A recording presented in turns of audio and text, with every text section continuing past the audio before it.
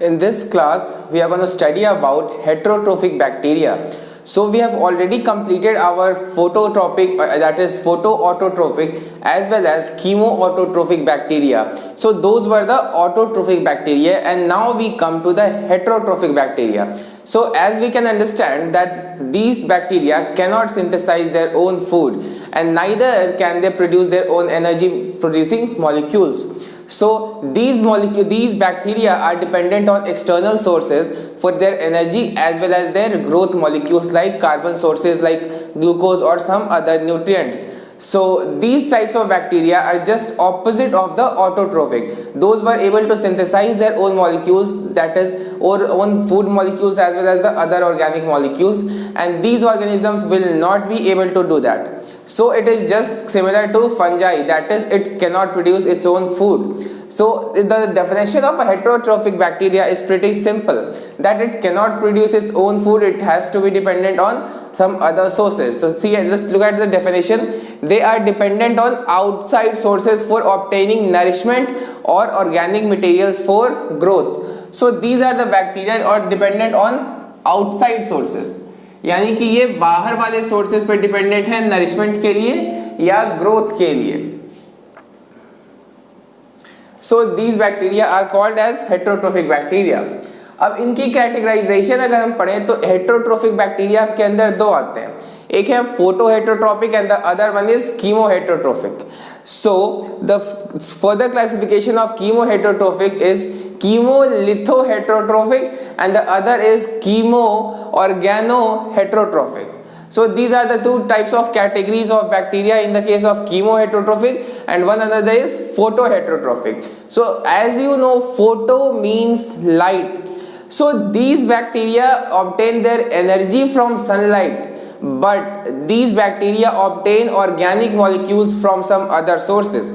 And these two types of bacteria do not require light. These two are dependent on other sources for obtaining energy as well as organic molecules. So this is the photoheterotrophic bacteria, that is these bacteria are dependent on sunlight. तो ये sunlight पे dependent होते हैं energy के लिए, लेकिन organic molecules के लिए कुछ और ऑर्गेनिक सोर्सेज पे डिपेंडेंट होते हैं और कुछ और ऑर्गेनिक मॉलिक्यूल्स ऑब्टेन करते हैं, जैसे कि ग्लूकोज हो गया या अमाइनो एसिड्स हो गए. तो ऐसी चीज़ों के लिए ऑर्गेनिक केमिकल्स इन्हें एब्जॉर्ब करना पड़ता है, दैट इज ये ऑर्गेनिक केमिकल्स एब्जॉर्ब करेंगे जैसे कि शुगर हो गया, लेकिन इन्हें सनलाइट से एनर्जी मिलेगी. सो यहाँ पर ना तो ये खुद से सिंथेसाइज कर रहे हैं मॉलिक्यूल्स, ना ही ये खुद से एनर्जी प्रोड्यूस कर पा रहे हैं. तो एनर्जी तो इन्हें सनलाइट से मिल रही है, दैट इज वाई इसी इनके नाम में आता है photo, because photo refers to light.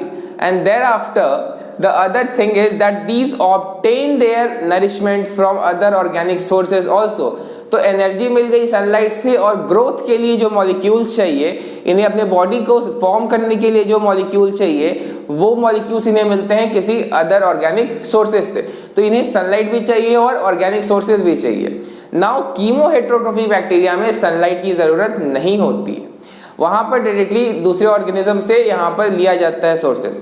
अब लिथोहेटरोट्रोफिक, दैट इज कीमोलिथोहेटरोट्रोफिक और कीमोऑर्गेनोहेटरोट्रोफिक, यहाँ पर एक डिफरेंस ये है कि ये और ये दोनों के दोनों ऑर्गेनिक मटेरियल्स को तो एब्जॉर्ब करेंगे ही, लेकिन जो बेसिक डिफरेंस है वो ये है कि यहाँ पे इनऑर्गेनिक सोर्सेज से एनर्जी प्रोड्यूस होगा और यहाँ पे ऑर्गेनिक सोर्सेज से एनर्जी प्रोड्यूस होता है. अदरवाइज दोनों कैटेगरी, ये दोनों जो बैक्टीरिया है, दोनों के दोनों दूसरे ऑर्गेनिक सोर्सेज से न्यूट्रिएंट तो लेंगे, लेकिन ये जो है अपना न्यूट्रिएंट इनऑर्गेनिक सोर्सेज से प्रोड्यूस करेंगे, ऑक्सीडेशन से प्रोड्यूस करेंगे, सल्फर को ऑक्सीडाइज करेंगे, हाइड्रोजन सल्फाइड को ऑक्सीडाइज करेंगे, या किसी और केमिकल को ऑक्सीडाइज करके एनर्जी प्रोड्यूस करेंगे. लेकिन ये बैक्टीरिया बॉडी बिल्डिंग के लिए या बॉडी के फॉर्मेशन के लिए भी मॉलिक्यूल्स ऑर्गेनिक लेगा दूसरे से, और खुद के न्यूट्रिशन के साथ साथ जो रेस्पिरेशन है यानी कि एनर्जी प्रोडक्शन है, उसके लिए भी ऑर्गेनिक मटेरियल चाहिए इसे.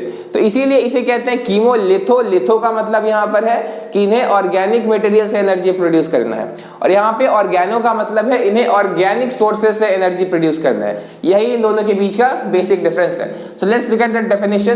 तो these obtain energy by oxidation of inorganic chemicals. तो ये लिथोट्रोफिक है, ये ऑक्सीडेशन करते हैं इनऑर्गेनिक केमिकल्स का, जैसे हाइड्रोजन या हाइड्रोजन सल्फाइड या सल्फर या ऐसे किसी मॉलिक्यूल का। नाउ द अदर है कीमो ऑर्गेनो हेट्रोट्रोफिक। तो यहाँ पे ऑर्गेनिक केमिकल का यूज किया जाता है रेस्पिरेशन के लिए, यानी कि एनर्जी प्रोडक्शन के लिए। तो यहाँ पे नॉर्मली कार्बन के कंपाउंड्स होते हैं, जैसे कि ग्लूकोज हो गए या फ्रक्टोज हो गए।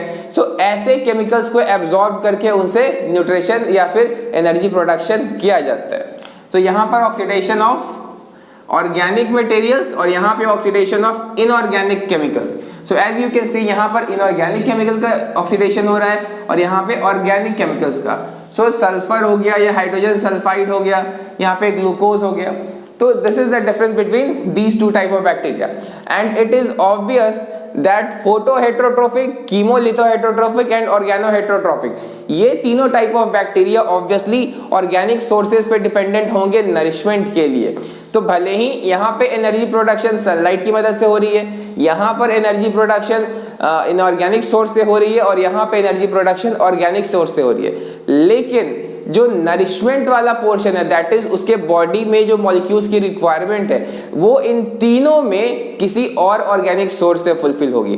तो ये तीनों जो डिफर कर रहे हैं वो अपने मोड ऑफ एनर्जी प्रोडक्शन पे डिफर कर रहे हैं, ना कि इस बात पे कि वो ऑर्गेनिक मटेरियल ले रहे हैं कि नहीं, क्योंकि ये तीनों के तीनों ऑर्गेनिक मटेरियल लेंगे, लेकिन यहाँ पर एनर्जी सनलाइट से आएगा, यहाँ पे इनऑर्गेनिक सोर्सेज से आएगा और यहाँ पर ऑर्गेनिक सोर्सेज से आएगा। सो ये क्राइटेरिया है जिसके बेसिस पर हमने इसे डिवाइड किया है। These are the 3 categories of heterotrophic bacteria. Now इनमें से जो 3 कैटेगरीज है उन्हें तो हमने देख लिया है। अब नॉर्मली 3 टाइप्स में डिवाइड किया जाता है हेट्रोट्रोफिक बैक्टीरिया को। One is parasitic, the other is symbiotic, and the one is that we are studying here, that is the saprotrophic. तो इसके बाद हमें 2 और कैटेगरीज पढ़ना है, दैट इज पैरासिटिक और सैप्रोट्रोफिक, पैरासिटिक और सिम्बायोटिक। सो यहाँ पे हम पढ़ रहे हैं सैप्रोट्रोफिक के बारे में। सो सैप्रोट्रोफिक बैक्टीरिया वो बैक्टीरिया होते हैं जो कि डिपेंडेंट होते हैं किसी एक्सटर्नल डेड सोर्स पे, या फिर जो एक लिविंग मटेरियल लिविंग बॉडीज से एक्सक्रीट होता है उस पर डिपेंडेंट होते हैं ये। जैसे कि प्लांट से जो लीव्स फॉल हो जाते हैं, उन लीव्स का डिकम्पोजिशन करेगा, या एनिमल के जो फीकल मैटर होते हैं एक्सक्रीट होते हैं जिसे हम फीसेस बोलते हैं, तो उन फीसेस का डिकम्पोजिशन करेगा, या फिर हम गोबर हो गया जिसे हम काउ डंग कहते हैं, या किसी भी एनिमल का जो डंग होता है उसे डिकम्पोज करेगा, या फिर जो डेड बॉडीज होते हैं डिफरेंट ऑर्गेनिजम्स के, एनिमल्स मरते हैं तो उनके डेड बॉडी, प्लांट्स मरते हैं तो उनकी जो प्लांट बॉडी होती है, तो या तो ये डेड बॉडी को डिकम्पोज करेंगे, या लिविंग मटेरियल से जो चीज निकली है, जैसे एक लिविंग प्लांट से पत्ते गिरते हैं, एक लिविंग एनिमल से डंग निकलता है, ह्यूमन से फीकल मैटर निकलता है, तो लिविंग मटेरियल से जो निकल रहा है उसे डिकम्पोज करेंगे, या जो मर चुका है जो डेड बॉडी है, दैट इज जिसे हम कॉर्प्स कहते हैं, उससे उसका ये डिकम्पोजिशन करेंगे। तो इनका जो फ्री लिविंग बैक्टीरिया होते हैं वो ऑब्टेन नरिशमेंट करते हैं ऑर्गेनिक रिमेन्स एंड कॉर्प्सेस, जैसे कि डेड बॉडीज को हम कॉर्प्सेस बोलते हैं, फीकल मैटर डिफरेंट एनिमल्स के हो सकते हैं, दैट इज उन्हें हम डंग कहते हैं, फॉलन लीव्स यानी कि लिविंग प्लांट से जो पत्ते गिरते हैं। तो बेसिकली किसी भी ऑर्गेनिक सोर्स से ये डिकम्पोजिशन करेंगे और उससे अपना नरिशमेंट लेते हैं। तो this is the most important thing about this, and these are also free living. हम लोग आगे पढ़ेंगे कि इस फ्री लिविंग का मतलब क्या होता है। फ्री लिविंग इज बेसिकली जो किसी के साथ कोई स्पेसिफिक एसोसिएशन नहीं फॉर्म करता है कि हाँ उसी के साथ ये एसोसिएशन फॉर्म करके सर्वाइव कर सकता है, तो ये वैसे बैक्टीरिया नहीं है, ये फ्री लिविंग है, it can live easily. Now these are free living bacteria obtain nourishment from organic remains and excretion like corpses, feces, fallen leaves, etc. तो किसी भी ऑर्गेनिक सब्सटेंस का ये डिकम्पोजिशन करेंगे और उनसे नरिशमेंट लेंगे, और इन्हीं कारण से इन बैक्टीरिया का जो यूज है ना पूरे इकोलॉजी में, पूरे बायो में जितने भी लिविंग मटेरियल्स मरते हैं उनका रिसाइकलिंग के लिए सबसे बड़ा रोल इन्हीं का है। इसीलिए इन बैक्टीरिया को डिकम्पोजर्स भी कहा जाता है। We will study this decomposition just now. So ये जो बैक्टीरिया होते हैं जो डेड रिमेन पे या डेड बॉडीज या जो लीव्स हैं या काउ डंग है, इसमें जो ऑर्गेनिक मटेरियल्स है उसे एब्जॉर्ब नहीं कर सकते हैं, क्योंकि डेड बॉडीज में या लीव्स में या फीसेस में बहुत बड़े बड़े साइज के ऑर्गेनिक मॉलिक्यूल्स होते हैं, तो बैक्टीरिया उसे एब्जॉर्ब नहीं कर सकता है। तो बैक्टीरिया क्या करेगा, उस मॉलिक्यूल पर अपना एंजाइम सिक्रीट कर देगा और उस एंजाइम की मदद से जो ऑर्गेनिक मॉलिक्यूल है वो डाइजेस्ट होने लगता है, और जब डाइजेस्ट हो जाएगा तो बैक्टीरिया उसे एब्जॉर्ब कर लेगा। तो आपने 10th क्लास में डाइजेशन में पढ़ा होगा कि बहुत सारे एंजाइम्स होते हैं, जैसे कि सेलेब्री अमाइलेज, ट्रिप्सिन, कार्बोक्सीपेप्टाइडेज, रेनिन, उसके अलावा बहुत सारे एंजाइम्स हैं जैसे कि इलास्टेज, लाइपेज, न्यूक्लियेज, न्यूक्लियोटाइडेज। तो ये बहुत डिफरेंट टाइप्स के एंजाइम्स होते हैं जो कि ऑर्गेनिक मटेरियल को डाइजेस्ट कर सकते हैं। तो जो बैक्टीरिया है ये अपने एंजाइम से ऑर्गेनिक मटेरियल को डाइजेस्ट कर लेगा और फिर उसे एब्जॉर्ब कर लेगा। तो जब उसे लिक्विड मीडियम में जो बैक्टीरिया एब्जॉर्ब करता है उसे हम कहते हैं osmotrophs. So they can not absorb complex compound, तो इनसे यानी कि डेड पार्ट से कॉम्प्लेक्स मॉलिक्यूल्स ये एब्जॉर्ब नहीं कर पाएगा। तो ये bacteria, these bacteria secrete enzymes over the organic material. तो ये बैक्टीरिया इन सब चीजों पे अपना एंजाइम सिक्रीट कर देगा और फिर एब्जॉर्ब कर लेगा सॉल्युबल सब्सटेंसेस को। तो सॉल्युबल सब्सटेंसेस को जो एब्जॉर्ब करता है उसे कहते हैं ऑस्मोट्रॉफ्स। ऐसे बैक्टीरिया को हम कहते हैं osmotrophs. Now we come to the mineralisation part. तो जब बैक्टीरिया अपना एंजाइम सिक्रीट किया है ऑर्गेनिक मटेरियल्स पर, तो यहां पर क्या होगा, बेसिकली यहां पर ऑर्गेनिक मटेरियल सिक्रीट करने के बाद ऑर्गेनिक मटेरियल में से कुछ पार्ट मिनरल बन जाता है, दैट इज इनऑर्गेनिक बन जाता है। तो यहां पर बैक्टीरिया ने क्या किया, अपना ऑर्गेनिक मटेरियल तो एब्जॉर्ब कर लिया जो बैक्टीरिया ने खुद के लिए बनाया था, लेकिन उस प्रोसेस में कुछ ऑर्गेनिक मटेरियल मिनरल बन जाता है, यानी कि इनऑर्गेनिक बन जाता है। और ये जो इनऑर्गेनिक मटेरियल्स बनेंगे ये फिर से प्लांट्स में जाएंगे। तो यहाँ पर प्लांट्स के लिए बहुत इंपॉर्टेंट काम हो रहा है, क्योंकि यहाँ से मिनरलाइजेशन में जो ऑर्गेनिक मटेरियल से इनऑर्गेनिक मटेरियल बनेगा प्लांट्स के लिए वो मैन्योर की तरह होगा, या जिसे हम हिंदी में खाद कहते हैं। So it is a very important process in recycling of minerals. In your ecology chapter, you are going to study about mineralization in depth. तो वहां पे हमें मिनरलाइजेशन के बारे में बहुत ही ज्यादा डेप्थ में पढ़ना है और फिर से इस बैक्टीरिया का रोल हमें पढ़ना है in the case of mineralization. तो मिनरलाइजेशन में इस बैक्टीरिया ने क्या किया कि अपने एंजाइम्स से ऑर्गेनिक मटेरियल्स को सॉल्युबलाइज किया और उनमें से कुछ मटेरियल्स इनऑर्गेनिक बन जाते हैं, यानी कि ऑर्गेनिक से जो इनऑर्गेनिक मटेरियल बनने का प्रोसेस है उसे कहते हैं mineralization, that is liberalization of inorganic materials from organic materials. तो ऑर्गेनिक से इन्होंने क्या बना दिया, इनऑर्गेनिक मटेरियल्स, और इस प्रोसेस को हम कहते हैं मिनरलाइजेशन। अब ये जो बैक्टीरिया होते हैं ये डीकंपोजर्स होते हैं, यानी कि ये सब्सटेंसेस को, ऑर्गेनिक सब्सटेंस को डीकंपोज करेंगे अपने फायदे के लिए या किसी भी और कारण से। तो इन्हें हम 3 कैटेगरी में रखते हैं, इनका जो प्रोसेस है ना 3 कैटेगरी में रखा गया है। The first one is decay, यानी कि ऑक्सीजन के प्रेजेंस में जब ब्रेकडाउन होता है तो उसे हम कहते हैं डीके। तो नॉर्मली डीके को हम डीकंपोजिशन भी कह सकते हैं क्योंकि ये डीकंपोजर्स होते हैं, लेकिन ये तीनों भी एक तरह के डीकंपोजिशन ही है। तो डीके का मतलब क्या होता है, aerobic breakdown of organic materials. Aerobic का मतलब है ऑक्सीजन के प्रेजेंस में ये ब्रेकडाउन हो रहा है, लेकिन उसके दूसरा ऑपोजिट वाला है प्यूट्रेफैक्शन। तो प्यूट्रेफैक्शन में ऑक्सीजन नहीं होता है, दैट इज एनाएरोबिक कंडीशन होता है, लेकिन डीके में उतना कोई खराब स्मेल नहीं होता है, we don't have a very foul smell, but in the case of putrefaction we have a very repulsive odour, very foul, very bad smelling odour coming out of the organic material. तो जहां भी putrefaction होता है a very bad smell will because it is anaerobic breakdown and the smell coming out is very bad and very repulsive odor. Now the third is fermentation. आपने 10th class में fermentation के बारे में जरूर पढ़ा होगा, दैट इज अल्कोहलिक फर्मेंटेशन। तो ये एक तरह का एनाएरोबिक रेस्पिरेशन होता है जिसमें कि ग्लूकोज के सोर्स, ग्लूकोज या फिर जो अदर कार्बोहाइड्रेट सोर्सेज होते हैं उनका ब्रेकडाउन होता है और उससे क्या रिलीज होता है, अल्कोहल, दैट इज C2H5OH या फिर अदर अल्कोहल्स रिलीज होंगे और ऑर्गेनिक एसिड्स भी बनते हैं जैसे कि लैक्टिक एसिड। तो यहाँ पर फर्मेंटेशन में कार्बोहाइड्रेट्स का ब्रेकडाउन होगा और उससे क्या बनेगा, अल्कोहल्स और ऑर्गेनिक एसिड्स। फॉर एग्जांपल आपने 10th क्लास में पढ़ा होगा लैक्टिक एसिड फॉर्मेशन के बारे में और अल्कोहलिक फर्मेंटेशन के बारे में, जहां पर जो बैक्टीरिया या यीस्ट होता है इनऑर्गेनिक जो ऑर्गेनिक चीजों का ब्रेकडाउन करता है और एनारोबिक कंडीशन में। तो डीके हो रहा है एरोबिक, प्यूट्रेफैक्शन भी एनारोबिक और फर्मेंटेशन भी एनारोबिक। तो फर्मेंटेशन में कार्बोहाइड्रेट से क्या बनेंगे, अल्कोहल्स और other organic acids like acetic acid और लैक्टिक एसिड और अदर सच एसिड्स। तो ये तीन तरीके से ये जो डीकंपोजर्स हैं यानी कि सैप्रोट्रोफिक बैक्टीरिया हैं डीकंपोजिशन करते हैं ऑर्गेनिक मटेरियल्स का। अब ये जो डीकंपोजर्स होते हैं इनके अंदर जो रिप्रोडक्शन होता है वो स्पोर फॉर्मेशन से होता है। तो इन बैक्टीरिया के जो स्पोर्स होते हैं, जब हम थोड़ी देर बाद अगले क्लासेस में बैक्टीरिया का रिप्रोडक्शन पढ़ेंगे तो इन बैक्टीरिया का स्पोर फॉर्मेशन पढ़ेंगे। तो इनके जो स्पोर्स होते हैं वो हवा में हमेशा रहते हैं, एवरी टाइम इन बैक्टीरिया के स्पोर्स हवा में रहते हैं। तो अगर हम अपने फूड को कुक करने के बाद कवर करके नहीं रखते हैं तो इन बैक्टीरिया के जो स्पोर्स हैं उन फूड के पार्टिकल्स पे सेटल हो जाएंगे और उनको डीकंपोज करने लगेंगे, यानी कि वहां पे जो ये बैक्टीरिया है उन फूड को डैमेज कर देंगे और उनमें टॉक्सिन्स का रिलीज कर देंगे।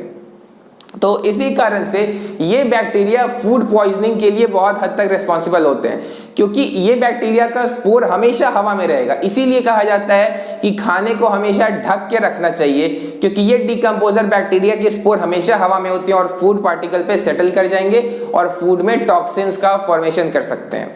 So that is why these bacteria are very dangerous for humans, and we must keep our food covered after cooking or even before cooking also, because these can release toxin in the food after their spores settle on the food and start reproducing or start their organic nutrition. So these bacteria are damaging for the humans. So not only food, these bacteria can also spoil any organic material. जैसे कि leather भी एक organic substance है, ये bacteria leather को भी damage कर सकता है। पेपर भी एक ऑर्गेनिक सब्सटेंस है, ये बैक्टीरिया पेपर को भी डैमेज कर सकता है। तो जिस तरह फूड एक ऑर्गेनिक सोर्स है, उसी तरह लेदर, पेपर या कोई भी ऑर्गेनिक सोर्स को ये बैक्टीरिया डीकंपोज कर सकता है, यानी कि उसे डैमेज कर सकता है। So that is their negative role, that is spores of saprotrophic bacteria are always present in air, हमेशा इनके स्पोर हवा में रहेंगे। और उसके बाद क्या करेंगे, they can spoil uncovered food, यानी कि अगर हम फूड को स्पॉइल अनकवर्ड रखेंगे तो इन बैक्टीरिया के स्पोर्स फूड पे चले जाएंगे और वो फूड स्पॉइल हो जाएगा। लाइकवाइज इनके कुछ बेनिफिशियल यूजेस भी हैं, जैसे कि हम कर्ड का फॉर्मेशन करते हैं या जो चाय पत्ती होते हैं दैट इज टी लीव्स के क्योरिंग के लिए, इनकी उनके ट्रीटमेंट के लिए यूज किया जाता है। उनमें मॉडिफिकेशन, उनकी प्रॉपर्टीज में मॉडिफिकेशन के लिए बैक्टीरिया का यूज किया जाता है। अब एनिमल के जो हाइड्स होते हैं यानी कि एनिमल्स की जो स्किन होते हैं जिससे कि नॉर्मली लेदर बनता है, उसकी क्लीनिंग के लिए भी इसको यूज किया जाता है। लेकिन क्लीनिंग के बाद लेदर को भी डैमेज कर सकता है, लेकिन उसके प्रोसेसिंग में लेदर इंडस्ट्री में इन बैक्टीरिया का यूज बहुत इंपॉर्टेंट है। फिर आप लोग आगे पढ़ोगे कि रेटिंग ऑफ फाइबर्स होते हैं, फ्लोएम फाइबर्स को रेटिंग के लिए इनका यूज किया जाता है। इसके अलावा इन बैक्टीरिया का बहुत सारे यूज है जो कि हमारे बेनिफिशियल भी है, तो हमारे लिए ये हार्मफुल भी हो सकते हैं और हमारे लिए बेनिफिशियल भी हो सकते हैं। तो इनके बेनिफिशियल यूजेस को देखें तो some saprotrophic bacteria are used for preparation of manure. ये मैन्योर जो कि ऑर्गेनिक मैन्योर होता है, this is the best quality fertiliser for the plant. तो नॉर्मली केमिकल फर्टिलाइजर जो फार्मर्स यूज करते हैं that is very harmful for the environment also and also for the soil quality. तो यहाँ पर ऑर्गेनिक मैन्योर यानी कि जो वेजिटेबल पील्स हैं, लीव्स हैं, काउ डंग है, उनसे एक प्रोडक्शन किया जाता है मैन्योर का, उन्हें एक पिट में डाल के डीकंपोज किया जाता है, जिसमें गोबर गैस का भी फॉर्मेशन होता है और मैन्योर का भी फॉर्मेशन होता है। तो बेसिकली इनके जो मैन्योर मेकिंग प्रोसेस है इससे किसानों को बहुत बेनिफिट होता है, फार्मर्स के लिए बहुत बेनिफिशियल होता है, क्योंकि ये जो ऑर्गेनिक मैन्योर प्रोड्यूस करते हैं this is the best quality manure. उसके अलावा कर्ड बनाते हैं हम लोग, उसमें हम लोग लैक्टोबैसिलस बैक्टीरिया का यूज करते हैं कर्ड मेकिंग में। उसके अलावा कटिंग क्योरिंग ऑफ टी है या फिर प्रिपरेशन ऑफ अल्कोहल्स है, तो अल्कोहल्स के प्रिपरेशन में भी बैक्टीरिया और यीस्ट का यूज किया जाता है। उसके अलावा क्लीनिंग ऑफ हाइड्स जो कि एनिमल के स्किन का क्लीनिंग करना होता है। उसके अलावा डिस्पोजल ऑफ गार्बेज है, तो जो गार्बेज हम लोग थ्रो करते हैं या फिर जो गार्बेज डिस्पोज कर देते हैं, उन गार्बेज का डिकम्पोजिशन बहुत ज़रूरी है, नहीं तो पूरे वर्ल्ड में गार्बेज का एक्यूमुलेशन हो जाएगा। सो इन बैक्टीरिया का ये सारे बेनिफिशियल यूजेस हैं। तो इन बैक्टीरिया में हार्मफुल यूजेस भी हैं, जैसे कि हमारे पेपर, लेदर, फूड को स्पॉइल कर सकते हैं, लेकिन काफ़ी इनके बेनिफिशियल यूजेस भी हैं। अगर हम इन्वायरमेंट के पॉइंट ऑफ व्यू से देखें तो इन्वायरमेंट के लिए सबसे ज़्यादा इंपॉर्टेंट यही बैक्टीरिया है, क्योंकि ये बैक्टीरिया डीकम्पोजिशन करते हैं जिससे कि इन्वायरमेंट में जो नॉन लिविंग या डेड चीज़ें हैं उनका एक्यूमुलेशन ना हो। तो डेड चीज़ों को ये डीकम्पोज करके जो मिनरलाइजेशन करेंगे उससे वही मिनरल्स प्लांट में फिर से जाएंगे और न्यू फूड प्लांट क्रिएट कर सकता है या फूड का फॉर्मेशन कर सकता है या सिंथेसिस प्लांट कर सकता है। तो इकोलॉजिकल पॉइंट ऑफ व्यू से, इकोसिस्टम के पॉइंट ऑफ व्यू से these bacteria are the most important members of the ecosystem. So इसलिए इनका बहुत सारा रोल है और जो मेन रोल है वो है डीकम्पोजर के पॉइंट ऑफ व्यू से। और डीकम्पोजिशन हमारे बेनिफिशियल एलिमेंट्स का भी हो सकता है या हमारे लिए हार्मफुल भी हो सकता है। So this was about saprotrophic bacteria. After this saprotrophic bacteria we are going to study about the symbiotic bacteria and also the other types of bacteria.